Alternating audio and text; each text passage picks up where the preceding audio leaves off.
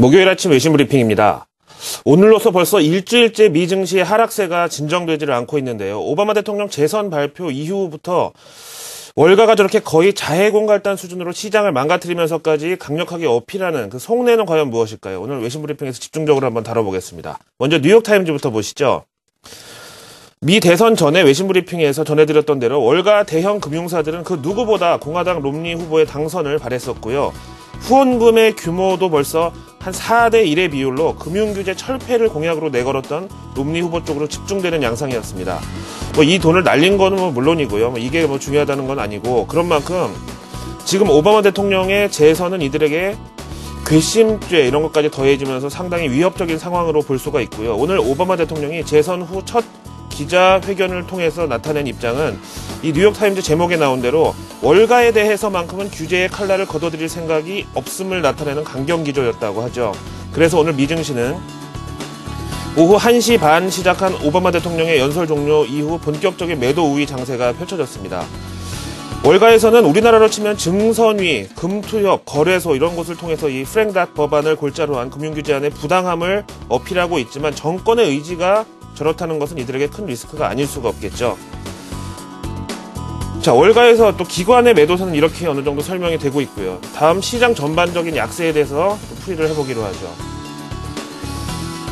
다음 내용입니다. CBN 뉴스의 보도 내용을 함께 들어보시면 또 이해가 되실 텐데요. 우리나라의 금융소득 종합과세의 경우는 부부 합산 그리고 4천만 원 기준으로 구간별로 과세가 되는데요. 내년에는 이 한도를 또 3천만 원으로 줄인다고 하죠. 아무튼 미국의 경우는 이 부시 세제 혜택이 유효한 올해 말까지는 금융소득에 대해서도 사실상 거의 비과세 혜택이 주어지고 있습니다. 근데 이제 이게 끝나면 당장 미국도 금융소득에 대해서 구간도 없이 그냥 네트로 전액 과세 대상에 편입된다고 하네요. 여기 나온 자료를 보니까요. 주식 매매에 따른 시세 차익에 대해서는 15에서 25%까지, 그리고 배당과 이자 소득에 대해서는 15에서 43%까지 세금이 매겨질 것으로 예상이 되고 있고요. 당연히 현재 이렇게 미 증시의 추세가 망가져버린 것은 수수료 수입 감소에 긴장한 월가, 그리고 여기다가 당장 내년 어떻게 될지 모르니까 주식 비중을 많이 올라온 종목부터 다 연말까지 서서히 매도해서 줄이자, 이런 투자자들의 협공이라고 설명이 되고 있습니다. 자, 이제 두 편의 외신을 통해서 이제 월가의 속사정을 좀 알아보셨고요. 다음에 어제 한 국내 언론에서 갑자기 이건희 삼성전자 회장이 애플의 부품 공급을 끊어라 이렇게 지시했다는 보도가 나왔지만 사실 해프닝으로 끝나고 말았죠. 그만큼 지금 삼성과 애플의 이 라이벌전이 뜨겁다는 반증도 되겠습니다. 그런데 미국에서도 비슷한 일이 한번 있었기 때문에 이걸 소개해드려 보기로 하죠. 마켓워치 보시죠.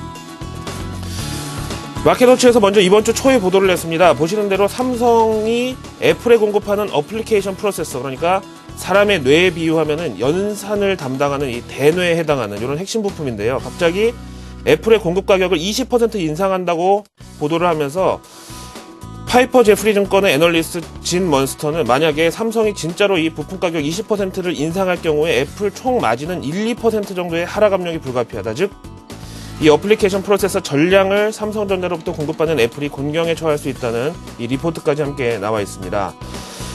하지만 오늘 새벽에 바로 또 반박하는 보도 내용이 나왔는데 더 스트릿 함께 보시죠. 골드만삭스 펀드 매니저 출신이자 매드머니의 진행자로 유명한 짐 크레이머가 편집장으로 있는 이 투자 전문지는 바로 더 스트릿인데요.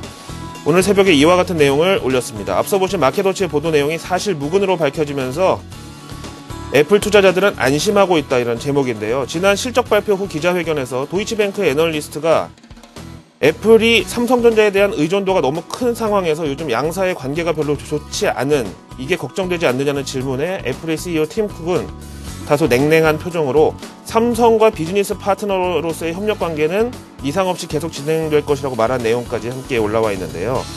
사실 삼성과 애플이 완전히 등을 지고 원수가 되면 삼성전자 입장에서는 가장 큰 고객 하나를 잃어버리는 셈이고, 애플은 또 당장 제품 생산에 차질이 있겠죠. 이거를 외교나 군사학적으로는 핵 억지력 이렇게 비유를 하기도 하는데, 핵을 보유하는 게 오히려 평화 유지에 도움이 된다는 이론입니다. 뭐냐면은 한 나라가 핵을 보유하고 있으면 상대편도 핵을 가지고 있어야 이걸 쓰지 못한다는 거죠. 사실상 핵무기를 한 방씩 주고받으면 양쪽 다 끝나는 거기 때문에 이 핵 억지력이라는 이런 개념을 여기다가 도입을 한다고 할 것 같으면 삼성과 애플의 싸움도 결국은 큰 이변은 없이 상생의 미래를 열어나갈 것으로 기대를 해보겠습니다. 자, 목요일 아침 외신 브리핑은 여기까지입니다.